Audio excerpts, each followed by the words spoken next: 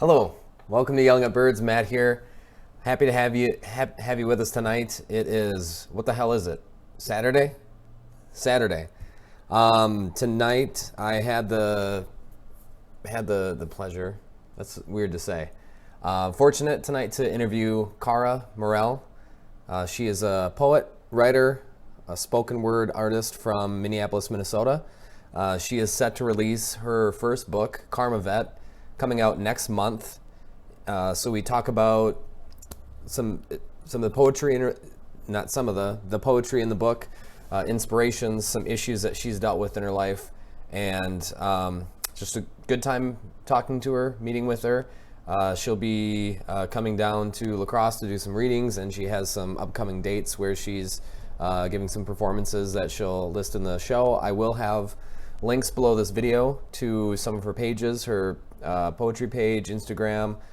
Karma Vet is available for pre-order at karamarellyoga.com. I'll have that link below as well. So that's about all I have. Enjoy, and thank you very much for being here. I'm wonderful. Nice to finally talk to you.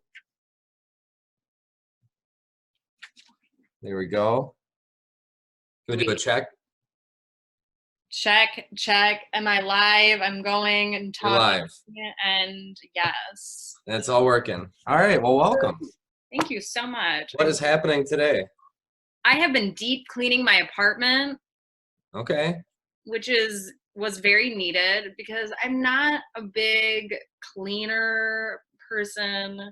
Okay. So I'm having a brunch with some of my girlfriends tomorrow, and I thought they already know that I'm kind of my own being, but I don't want them to think I'm a total slob. So I was like, I need to at least clean the floor. At minimum, yeah. I'm proud of you. You're doing a good job. Thank you. I'm really trying my best to be an adult, and it's hard. Yeah, I know. It just keeps coming, doesn't it? And they don't stop coming, or whatever. True. Smash Mouth. They were right. They were right all along. I know. So I want to make sure I'm saying it right. Cara? Yes. Correct. Okay, perfect. Matt, that's not that hard. Matt, so got it. You got it. Nailed it. Okay. And is it Marell? Yes, like the mushroom. Okay, Marell? Yeah. Perfect. Nice. All right. Well, I'm just going to kind of get into it a little bit because I'm super awkward at interviews. So what better way to do it than to do some interviews? Cool. Yeah. Into it. Perfect. Well, I'm going to kind of talk to you and kind of talk to everybody else. Okay. Everybody, I have Cara Marell here. She has a book coming out next month, Karma Vet, releasing in February, right? Yeah. Perfect.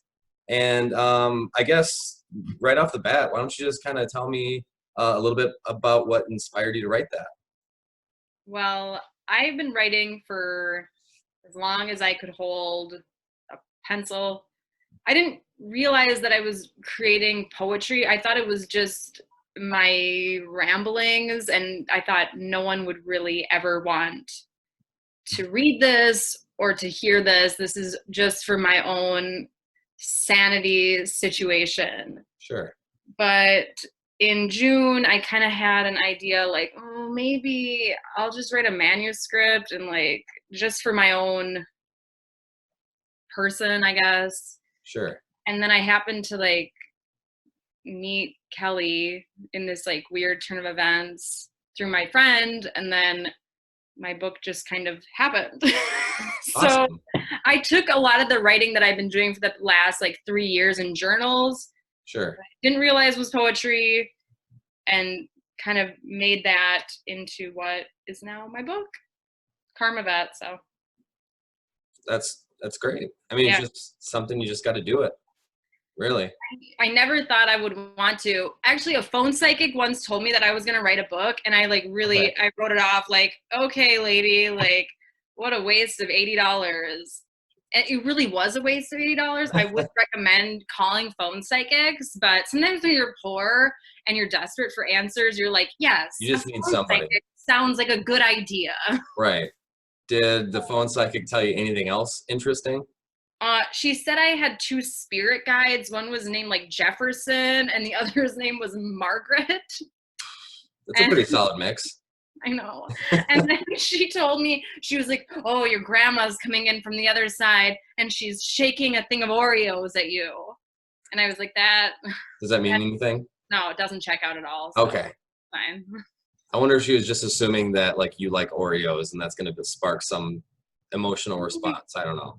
I don't know. Oreos are all right. They're not my favorite sweet, but like That's I'll fine. eat some Oreos. I'll Right. get down with some. Right. So, what got you?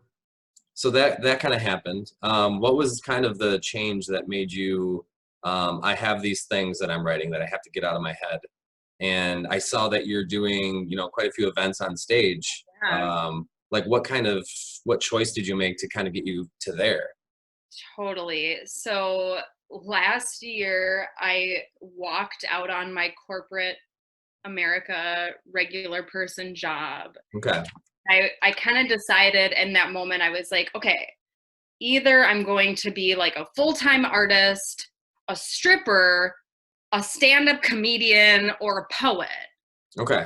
It's like those are basically, I really wanted to do something where I was like being my full authentic self all the time and also just like really expressing myself and being vulnerable. I didn't Sure. actually want to be a stripper, but I thought, they're really doing something quite cool and really putting themselves out there. Maybe I'll still be a stand-up comedian. I've been told I'm funny, but I don't know, Okay.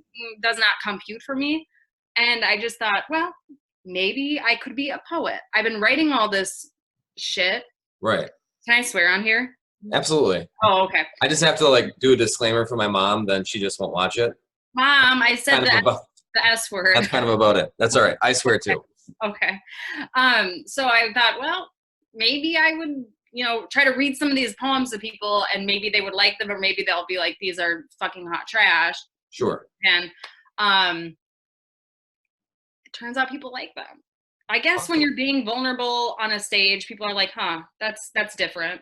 Well, it's gutsy. I mean, I think, and then I think everybody, I mean, with stand up and everything too, I think it's just something where people kind of like instantly are like, not like inspired by you a little bit because that's such a like a huge thing to do is Yeah. well, vulnerability in general is so huge, Mhm. and to be able to do that in a crowd of people, that's insane. Yeah, it's been um, bizarre, and I've never done anything with public speaking before.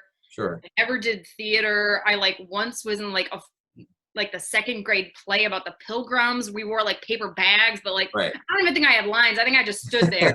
But I have no experience doing any of this. I just started reading poetry out loud to people in September. So Okay. really, really new, but And was there somebody that kind of like nudged you along to like, hey, you should just do this on stage, or was that kind of you? it was my spirit guides. No, I don't know. Okay. It was Margaret? It was obviously Margaret and Jefferson. It's a Margaret thing to do. Yeah, so it was like such classic Margaret, Right. So Right. no, I just thought, no time like the present. I don't have a corporate job where I'm like have to be all buttoned up all the time. I thought, well, why not put myself out there and see if people like it. I thought that was like the best way to learn if your writing was gonna connect people was to go speak it to like a bunch of drunk people at a bar. Right. Right. Because what's more authentic than that? Yeah. The drunk self. No, absolutely. Let's see. So that's coming out. That's awesome. Like, was it just a feeling of not being authentic that kind of led you to make that change? Like go from corporate to everything you're doing now? Yeah, I mean, I felt for a long time, I felt like I was a triangle being shoved into like a circle hole. And it just was like, I don't fit into this. And I kept like trying because I was like, I know adults and people are supposed to go to corporate jobs and like do these things and make all this money and Right. that's what will make you happy. And I was like doing the things and I was like, I'm not happy. I feel like a lost puppy. This is not what I want. Right. So I have always kind of been like, I would love to be an artist, but I can't actually do that. You have to pay your bills and do things like that. But I just kind of said, fuck it.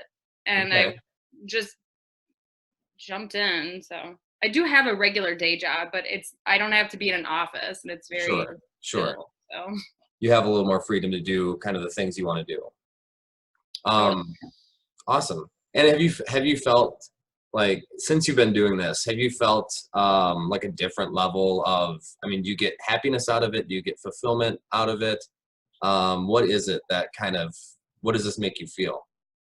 Honestly, I feel really fulfilled. I feel really happy, but also I feel like it's the most healing I've done. I have a lot of, you read in some of the poems, there's a lot of Yeah. trauma and a lot of negative, rough things that have gone on in my life. Also, some really wonderful things too, good and bad. Right. Right. But I feel like being able to speak those truths to strangers and like a lot of people has been way more healing than any therapy I've ever done. It's like I just feel like a weight just gets lifted off my shoulders when I'm able to be like, this is what happened. I'm Right. going to say these things that we're told, like, oh, you don't say that out in public anyway. And you certainly don't say those type of things on a stage, you know? Well, maybe that's where like the drunk people in the crowd kind of help, because there's a little less of that like judgment, and a little Sure. you can say a little bit more. Well, then let's, like, speaking of your poem, so I guess one thing when I'm reading through like a book or a poetry book or anything, occasionally, I get that feeling when I'm reading certain passages that like there's more in this one. Hmm. And I know that there's a few like one-liners that you have that, like, even in one line, there's a lot there. Yeah. But for some reason, and I might be wrong, but another bummer. Yeah. That one, for some reason, when I was reading down, I got on that one. I kind of stuck there for a little bit, because it seemed like there was a little more in that one, and that it kind of like there was like a flow to it. There was kind of like it was more concentrated. Yeah. Is that? Can you tell me about that one? That poem is heavy. I mean, at when I was writing it, I was really in a rough place. I'm just gonna look at it again. Sure. I Yeah. remember it, but I just want to make sure I'm getting all of the lines. 1 second. No, I'm totally the same way too. Like, once I get something out, it's kind of out, and Yeah. I'm not gonna remember. When I record an episode, probably a couple days later, I'm probably not gonna remember what I just said, because Yeah. it's gone, and that's the Oh, point of it. this is, yes. Okay. Oh, no. Where'd we go? Sorry. Hold, please. I lost. I have it on page 12. I found it, but I lost our screen, and I'm like, where Oh, sure. did it go? On my computer. It's a personal problem. That's all right. Hold on. Oh, wait, there it is. Jeez. There we go. Okay. No. Yeah. Ooh, my mom won't ever listen to this, but she's just that way. But not the most pleasant childhood with either of my parents. And this one really touches on that tumultuous relationship I had with my mom. Okay. And even still, it's like when I say, can you see me now that I'm gone? It's like Right. she still can't see me for who I am. She doesn't understand me, what I'm doing with this poetry and this book. And it's just like we have such a disconnect, and Sure. it's sad. But I also see so much of her in me, which in some ways is really cool, but in other ways completely terrifies me and bums me out. Thus, another bummer. Right. Right. Yeah. And this is just water, but this time, but it's the old, you know, floral coffee mug, which is Sure. kind of a theme throughout the book. So hiding booze, and when I was a teenager, finding like coffee mugs just like half drinking with vodka and booze and being like, what the fuck All is right. this? Yeah. Yeah. So learning from a young age, like, oh, that's a thing people use to cope with their problems during the Hmm. daytime. Not Right. not the most healthy way, but something something I learned growing up. How have you, so you say like she still doesn't see you now in doing what you're doing. Do you feel like has your attitude towards like those past relationships, how they were, has your attitude changed at all by just releasing some of this stuff? Yeah, I think it's changed in that I feel like we're all struggling. Everyone's like on this journey of healing and growth and trying to Right. like learn about ourselves and heal. And people fuck up and people can do really awful things to you. It doesn't mean you have to like forgive them and open your arms and be like, you know, kumbaya with me and like come Right. my part in my life. But like for me, healing is just like this internal thing where it's like, okay, I I'm not going to forget those things that happened because they were traumatic and awful and you know, but I'm also going to move forward with my life and understand that these are people that are flawed and that are challenged and hurt and Right. damaged and have had painful experiences that shape them to then treat other people that way. But I also just I don't need the drama in my life. Right. I'm moving forward. I'm on an upward trajectory. So No, absolutely.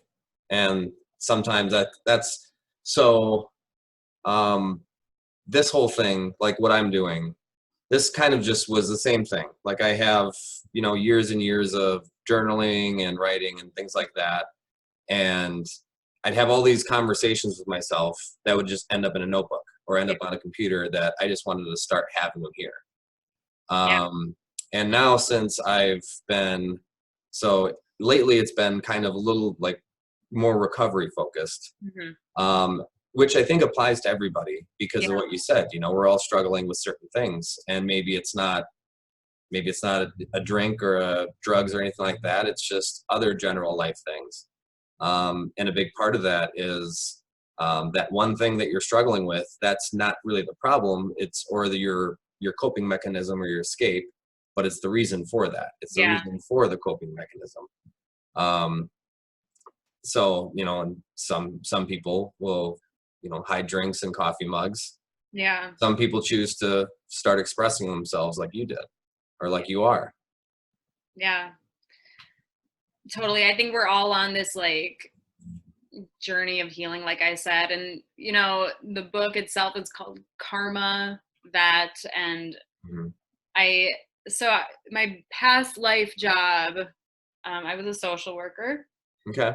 And I worked with people who had all varying degrees of mental illness, but there was this one gentleman in particular who I worked with who had some of the one of the worst cases of schizophrenia I had ever worked with, and he was really struggling with that. And his coping mechanism was to do a bunch of meth and crack, and it was a really sad situation.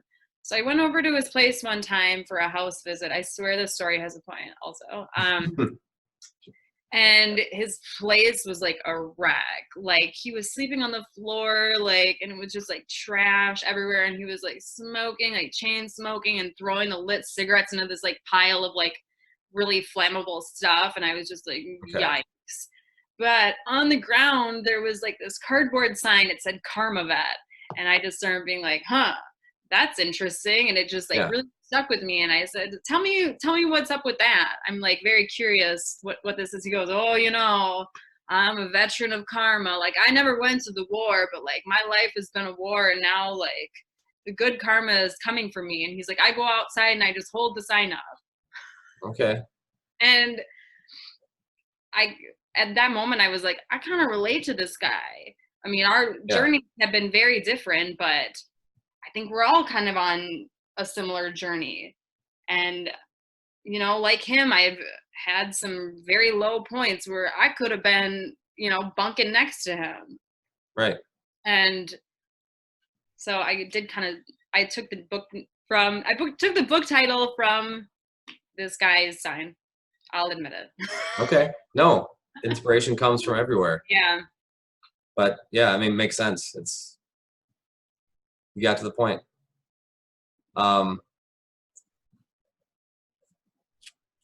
So I just lost my train of thought. Now I'm thinking about this guy in a sign. No, sorry. No, that's all right. Yeah, they say you're never a couple of good months away from being a millionaire, but you're always a couple of bad months from being on the street. Yeah, truly. And it's to be able to recognize that and kind of understand that. So I'm sure you saw a lot of that in your past career. Yeah. Yeah. Is there any other, as far as what you have kind of in your book, is there do you have like a favorite passage or one that just kind of like is the most important to you? Oh, I mean, I love the collection as a whole. Like it's real good to me. Of course, I'm, jaded and one-sided, but Mm-hmm. I think it's fantastic. One of my favorite probably is the first poem, Lil Me. It's a bummer. It's a doozy. I wrote it in May when I was having like one of the worst days that you could have. I had Sure. I moved and I spent all my money to get this fabulous wood paneled apartment that you see behind me. Beautiful. And I was completely broke. I walked outside because I needed to go run and get groceries, and my car had gotten towed. Okay. And I was going to be like, because of a bunch of unpaid parking tickets, which totaled like $400 to $500. Oof. And then like the impound lot fee was $200. And I was like, I have no money. And I was just like, it was one of those moments where it was like, what the fuck am I going to do? And Right. so I wrote Lil Me, which is about being on the brink of having a nervous breakdown. And I think that one just really, it gets me. And then the last line is like, I can't read the signs because I drew the fool. I painted the fool. I wrote the fool. I sang the fool. I am the fool. And I just love that line. I Mm-hmm. sometimes do tarot cards and I take them with a very huge grain of salt. But for my 2019, I pulled the fool as my card for the year.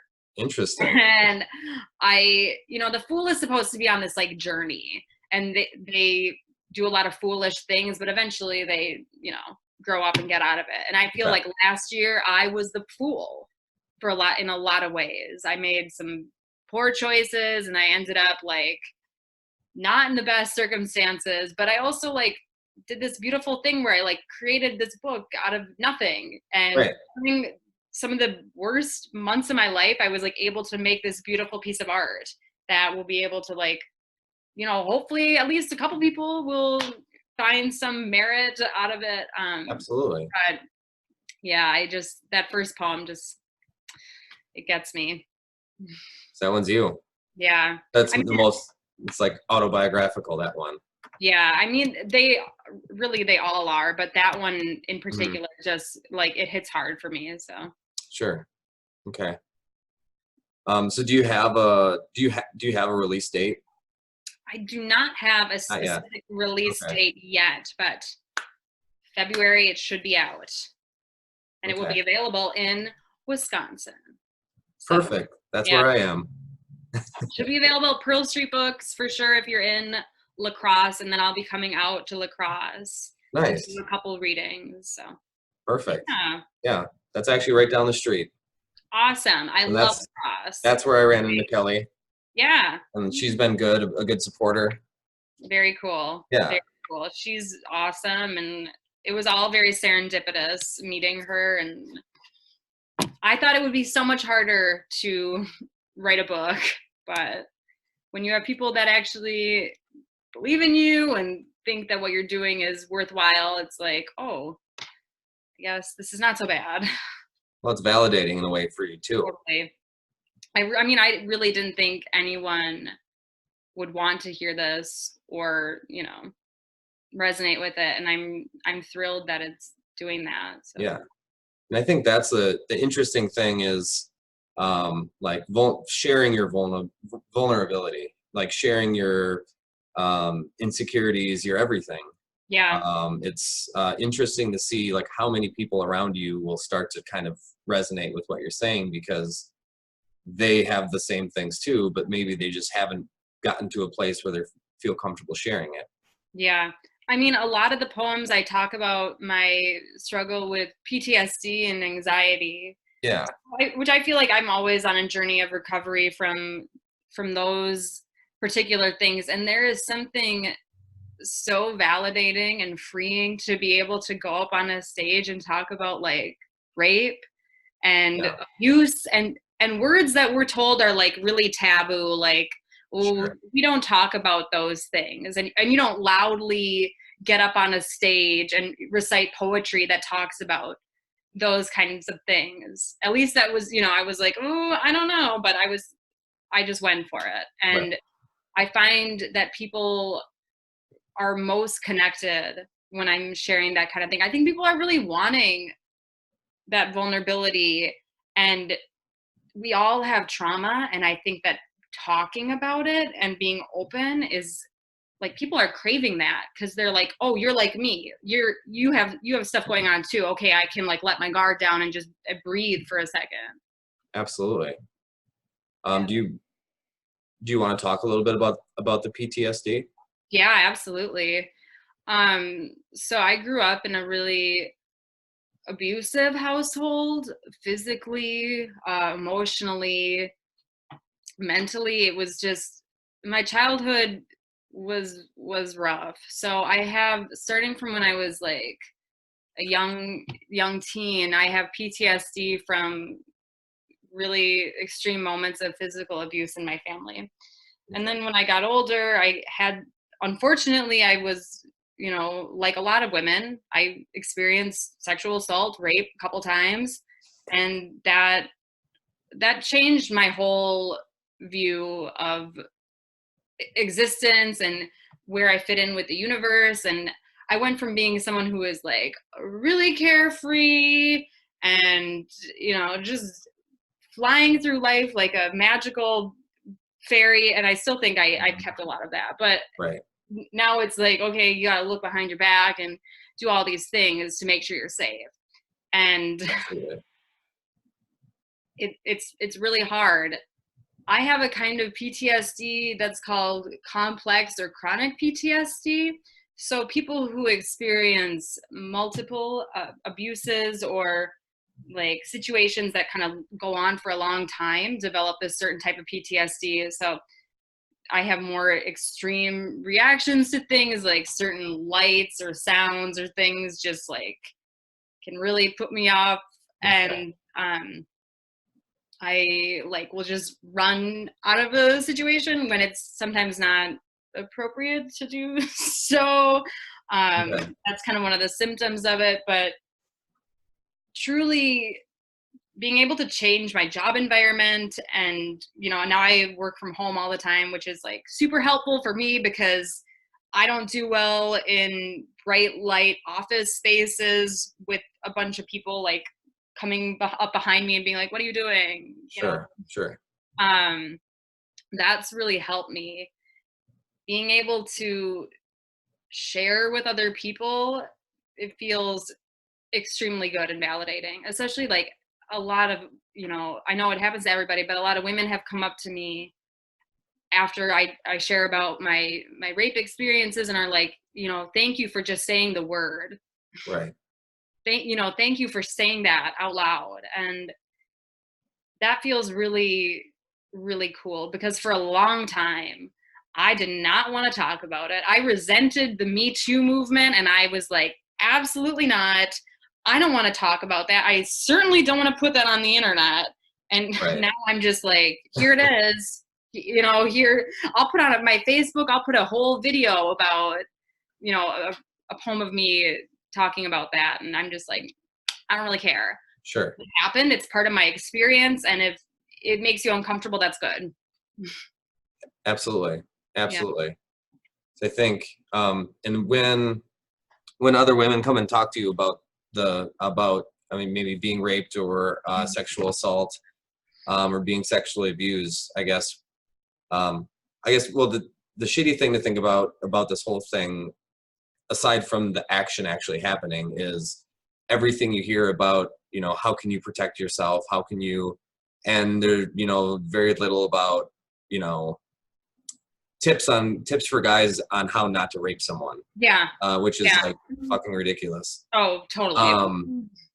What are some things that you would say to other women that come up to you as far as like how have you been able to kind of move forward and get on with a semi-normal life? God, it's really hard, and like I don't know if my life will ever be how it was before that, because it Sure. really, I mean, my whole sense of safety was changed not once but a couple times, and it's like Yeah. I wish that on no one, and unfortunately it's way too common. Yeah. You know, for me, having a good support system, having really good friends helped. Therapy, like, Mm-hmm. bless my therapist. I have a great therapist who I've been seeing since I was 18, and she knows all my shit. And I mean, get yourself to therapy. Everyone, I think everyone should be in therapy. Yeah. I'm a yoga teacher as a side thing. So doing yoga, whether that's like at home or just like in a small group, has been really helpful for me. Mm-hmm. And then I just sit down in the dark on the floor, and I just like don't have any music on, and I just shut up. I'm like doing that, and I don't call it meditation or whatever. I just like to be on the floor. I'll lay down, I'll sit, but like being quiet with myself, it's like it's the best. There is a lot of healing that can come from giving yourself that space and that time just to be quiet and to decompress. Is humans, we're always like on screens, on phones, doing this, doing that, in cars. Cars are like such a stressful thing to me. Like, we're all like honking and driving these like 1,000-pound thing. It's like Sure. yikes, and lights and but so just having that time and that space to just give to yourself. Also, like, I know it's a cliche thing, but like self-care, like I'm all about like taking a hot bath or like a hot shower and just like having that time. Also dancing. There you go. I love to have a solo dance party in the kitchen, just turn on the music and you just get down. I think shaking your body can sometimes get rid of weird stuff you might be holding on to. Okay. Give it a try. I will. I have Dang. to shake a little. I don't shake a whole lot, but I can probably shake a little bit more. Try shaking a little. I'll do it. And journaling. That's the other one. Journaling. I'm a Absolutely. big journaler. 99% of the poems come from my journaling. I do stream of consciousness journaling. I do 3 pages every day at minimum.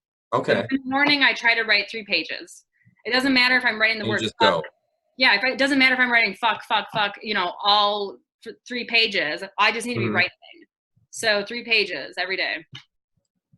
Or whatever your number wants to be. Sure. But journaling every day. Awesome. Yeah. I say awesome a lot. I don't know what to. It is awesome. No, it is.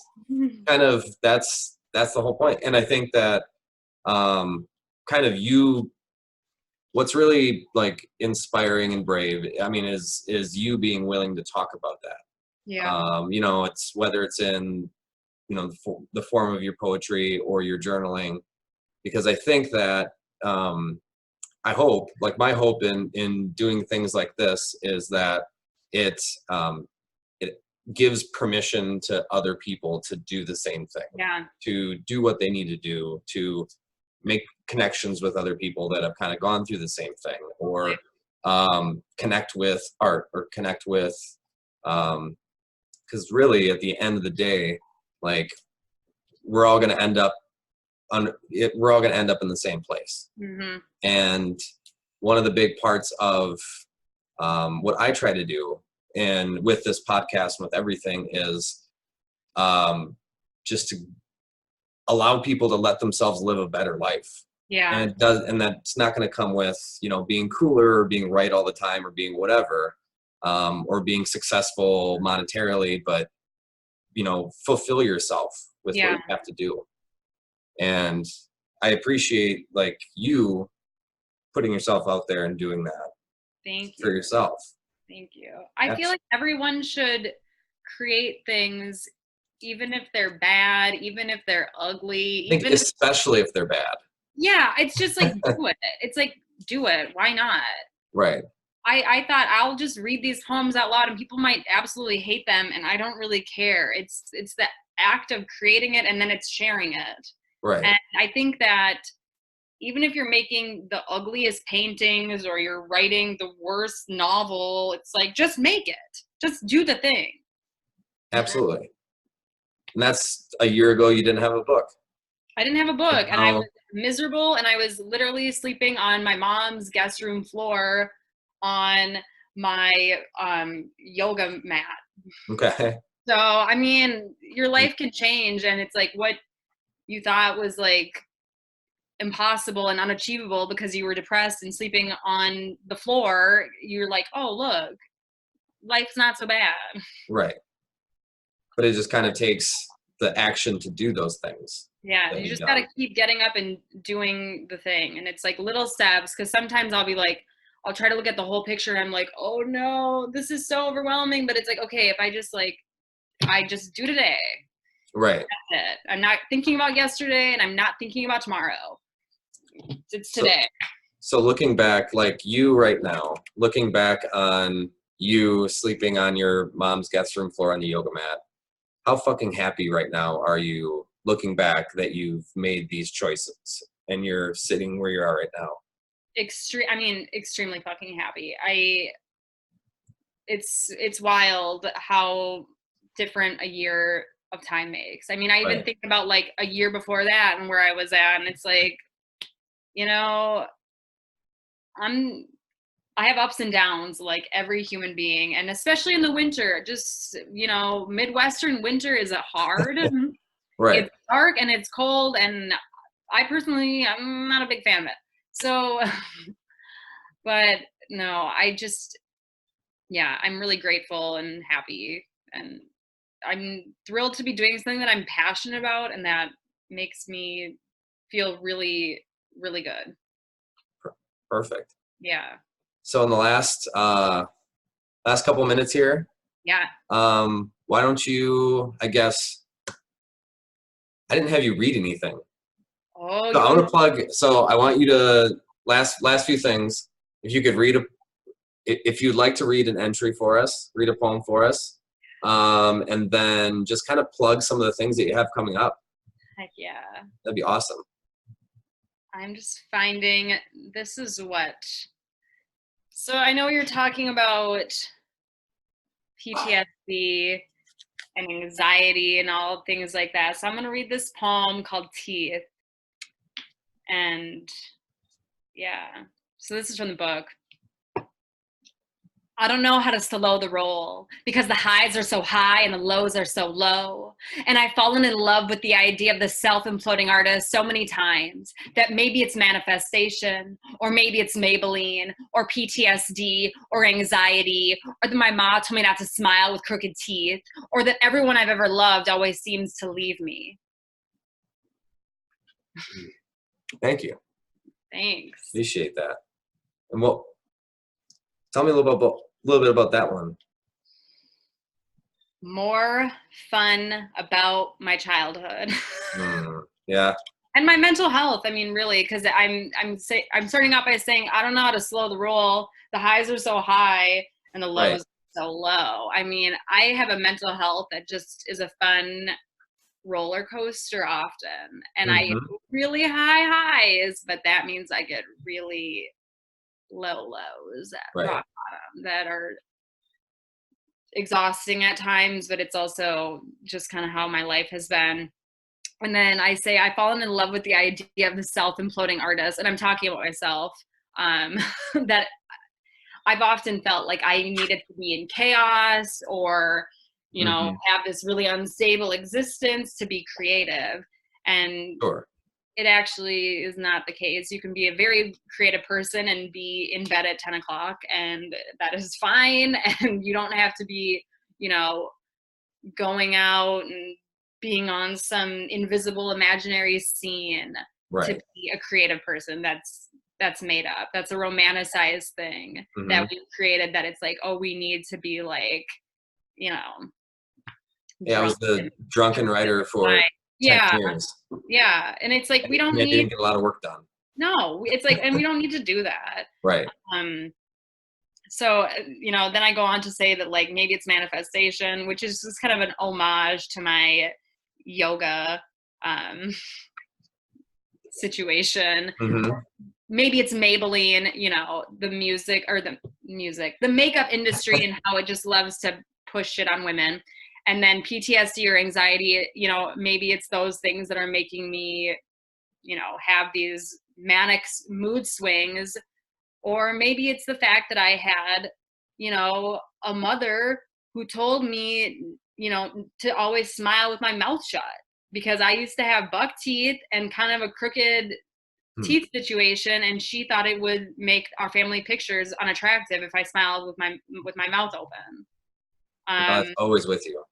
Oh, I mean, my mom used to, I don't know if it's in any of the poems, but my mom used to give me Slim Fast when I was like a kid in my lunchbox, and it triggered me to start kind of on the same edge of my mental health stuff. I had an eating disorder for like 10 years, and I'm not sure if there's any poems in this book, but definitely in the second book.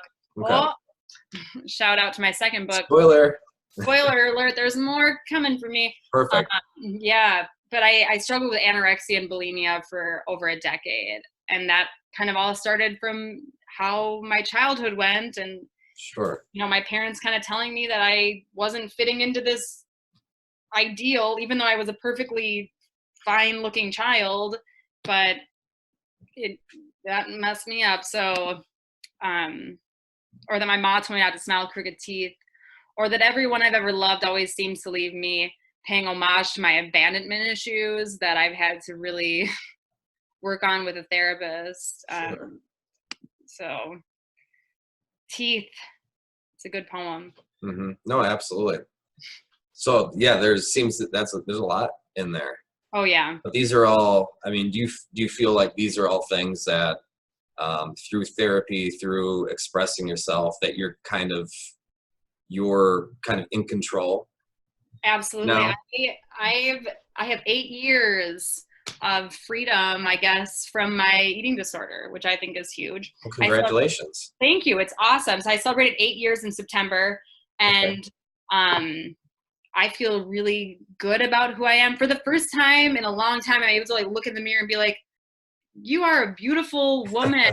Like, just embrace yourself, because for so long I was just like fighting with my reflection and fighting with my body, and now it's just like, no, that's nonsense. Like, you are beautiful however you are. It doesn't matter the size. It's what's in your heart. And I'm like, I have a lovely heart, I think, and I just need to keep reminding myself that it's all good, because those words do stick with you, but they're not true. Right. So I guess if people are struggling with that, just know that like help is out there. I was scared for a long time, especially like eating and body stuff. It's like it's a private thing, but there's definitely like resources out there. So like I would certainly encourage people to like go on the internet and like get help.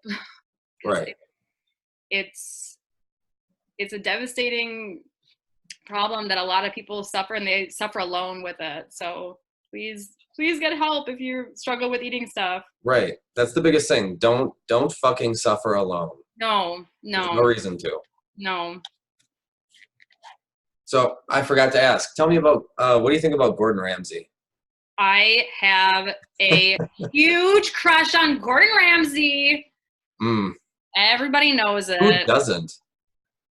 Maybe you saw my poem, but I posted a poem about my crush on Gordon Ramsay. Yeah, he is handsome and I love him. He's hard not to love, honestly. He's great. He's British. He's like kind of angry, but he is also like has a soft heart. Mm-hmm. Oh, Absolutely. yeah. See, I just light up thinking about Gordon Ramsay, my muse. A strong man with a soft heart. He does, and he loves food and eating, and he's just like cool. Gordon, call me. He's probably happily married, but Gordon, I think he has some children, but you never know. I mean, you never know. life is life. Things tend to work out. You can collaborate. Yeah, exactly. So what do you have? You have the book coming up next month. Do you have anything, any performances coming up? Yes. So people that are in Minneapolis, I have a showcase on Tuesday, the 11th, I want to say, but let me double check. All right. Yes. Tuesday, the 11th, 9 o'clock at the Chatterbox in South Minneapolis. Then Wednesday, February 12th, I am the headliner at a literary event called Air at Honey, which is a really cool bar in Northeast Minneapolis. Friday, February 28th, I am performing at a very cool art space called Rogue Buddha in Northeast Minneapolis. And then looking ahead to June, I am one of the guests of honor for Minnesota Poetry Month through the Minnesota Association for Poets. And that's like Wednesday, June 17th. So, wow. Yeah, got a couple things in the docket. I'm also recording an album of poetry mixed with some very, very funky singers and some guitar, and that will be dropping in a couple months. So awesome. Yeah, lots going on right now. Yeah, that's got to feel good though. It feels awesome. Oh, in March I'll be coming to Milwaukee too. Okay.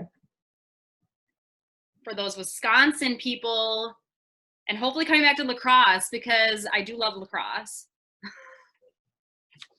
Well, perfect. Yeah, we'll have to. When the release date. I'd love to hear when you get a release date for Karma Vet. Happy to promote it. Happy to. Well, I'm obviously going to buy a copy. I look forward to it. Number one. Yeah. Before we take off, I guess any last words? Anything that you'd like us to know? Oh yeah, you can follow me on the internet if people want to. I have an Instagram. It's karma.vet, VET, like a veteran of war. And then I have a Facebook. It's just Kara Marell Poetry. And I'm also on Twitter at Marell-Kara. And I have like 10 followers. So people want to follow me on Twitter. I'm kind of funny and I don't really know how to tweet, but I'm trying to tweet more. And my final thoughts to you all are just do the things that make you happy. Even if other people think what you're doing is weird, or if other people don't understand it, doesn't matter. Do the things that make you happy, and your whole perspective on life will change. I 100% agree. So thank you very much, Kara. It was very nice talking to you. I really appreciate it. I'll be sure to post some links and pump up the book and your events. Look forward to talking to you again. Awesome. Thanks so much, Matthew. Absolutely. Have a great night. Bye.